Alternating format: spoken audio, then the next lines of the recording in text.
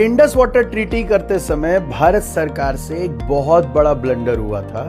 हमने कोई time bound treaty नहीं की थी। एक बार ट्रीटी कर ली, पाकिस्तान को लगा हमेशा के लिए चेनाब का, इंडस का और झेलम का पानी अब पाकिस्तान का हो चुका है। अब वो भारत के साथ कैसा भी रिलेशन रखे, कोई फर्क नहीं पड़ने वाला है।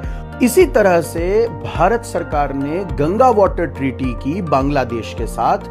जो लीन पीरियड मतलब जब गंगा में पानी कम होगा, ये अभी जो चल रहा है वो लीन पीरियड चल रहा है। एक तरह से जनवरी से मई तक का समय है। लीन पीरियड में लगभग 70,000 क्यूसेक पानी में से 50-50% लगभग हम लोग शेयर करेंगे। तो फरक्का बराज से हुगली नदी में, जो भारत में जाती है, कोलकाता से होते हुए आगे बढ़ के बे ऑफ बंगाल में गिरती है, और जो दूसरी ब्रांच है गंगा की, जो पद्मा नाम से बांग्लादेश में जाती है।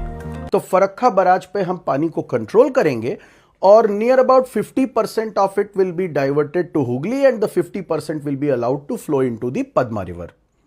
ये हमारी एक तरह से संधि है बांग्लादेश के साथ।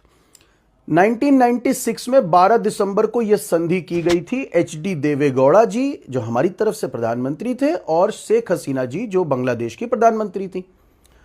लेकिन हमने यहां गलती नहीं की। यहां हमने ये ट्रीटी सिर्फ 30 साल के लिए की। वो 30 साल पूरे हो रहे हैं। पिछले लगभग 1-1.5 वर्ष से मैं ये बात बार बार कह रहा हूं, हो सकता है इंस्टाग्राम पर ही कोई रील मिल जाए आपको, कि भारत सरकार को इस ट्रीटी को भी बहुत अब नए तरह से नेगोशिएट करना चाहिए। संभव हो तो चूड़ी कसिए, संभव हो तो इनके कान ऐंठिए।